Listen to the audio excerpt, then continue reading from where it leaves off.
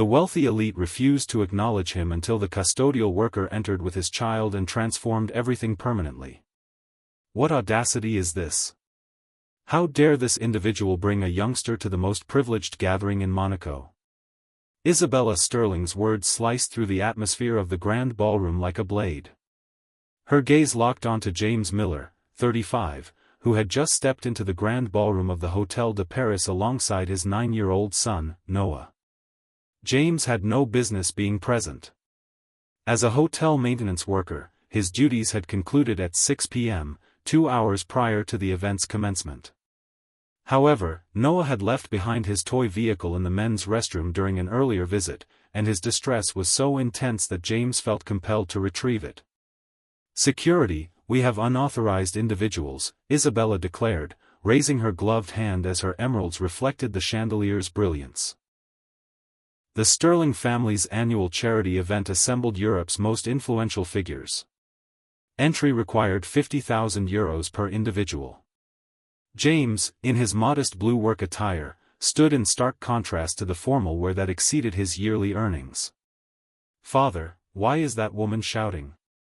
Noah whispered, gripping the toy vehicle against his chest. His dark hair was messy from weeping. "Stay calm, son. Let's retrieve your belongings and depart," James murmured softly. Yet 2 security personnel had already positioned themselves to block his path. From across the hall, young heiress Olivia Sterling observed the unfolding drama. At 28, the successor to the Sterling media empire had grown accustomed to her aunt's social confrontations. However, something about this man's composure and the child's innocent bewilderment troubled her deeply.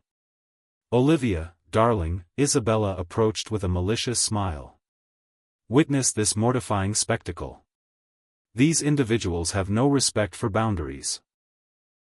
James maintained his dignity as harsh whispers circulated throughout the room. He recognized this type of humiliation from his past experiences as the sole minority student in prestigious schools, supported by scholarships.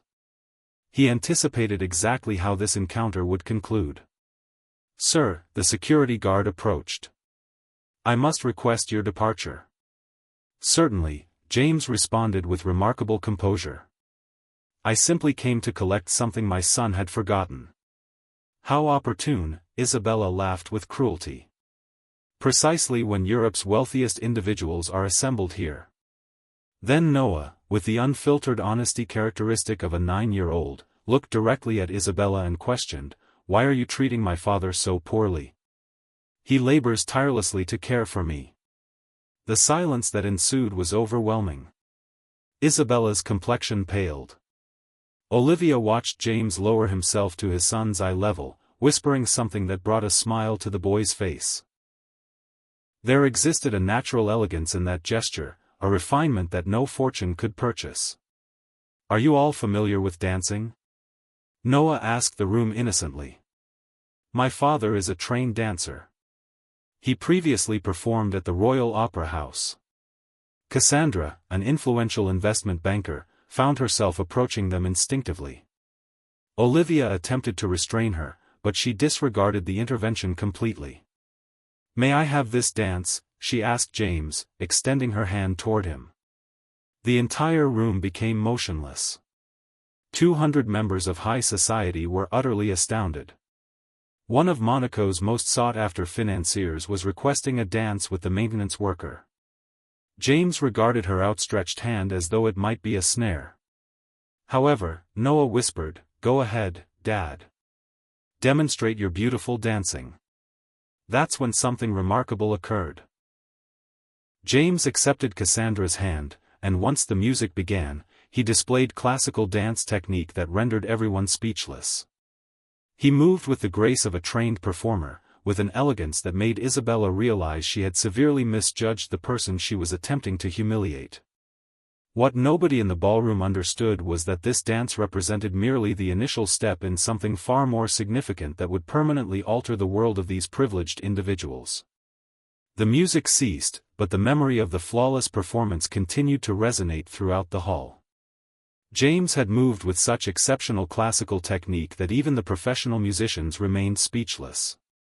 When he and Cassandra separated, 200 people maintained absolute silence. Impossible, Isabella whispered, yet audibly enough to be overheard. Where would someone in his position acquire such dance training? It was then that Adrian Hartley, the renowned dance critic for The Guardian, approached the group.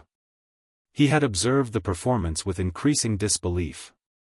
"Pardon me," he said, examining James's face carefully. "That technique, I recognize that style. It originates from the Royal Ballet School. I know only one person who danced exactly like that." James's blood turned cold. He grasped Noah's hand.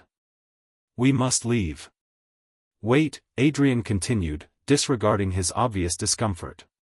"You couldn't possibly be." "No. Impossible. Jonathan Sterling perished in a plane crash 15 years ago." The name struck the room like an explosion. Isabella visibly paled.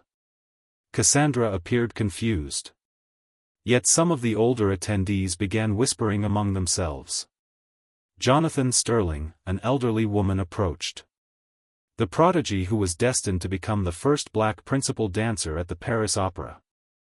The truth emerged that Jonathan Sterling had been European ballet sensation. At 17, he had gained admission to the Royal Ballet School with full financial support. At 20, he was being prepared to become the first black principal dancer in Paris opera history. His future appeared golden, promising, inevitable, until the night Isabella Sterling appeared in his dressing room 15 years prior. Isabella had systematically destroyed his career through fabricated scandals and false accusations, forcing him into hiding under the name James Miller. For 15 years, he had worked menial jobs while secretly documenting her pattern of destroying talented individuals who threatened her perception of the social order. Now, armed with evidence collected during his years of invisibility as hotel staff, James was prepared to expose Isabella's decades of calculated cruelty.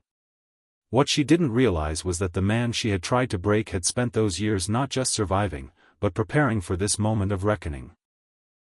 The dance that night became the catalyst for Isabella Sterling's complete downfall, as James revealed the systematic way she had destroyed multiple careers. Through careful documentation and strategic revelation of evidence, justice finally prevailed, transforming James from invisible janitor back to his rightful place in the world of dance. Drop a comment below letting us know where you're watching from around the world. And if this story of justice and redemption moved you, don't forget to subscribe to Story Fills for more incredible tales of underdogs who refuse to stay down. Sometimes the most powerful revenge is simply refusing to let others define your worth.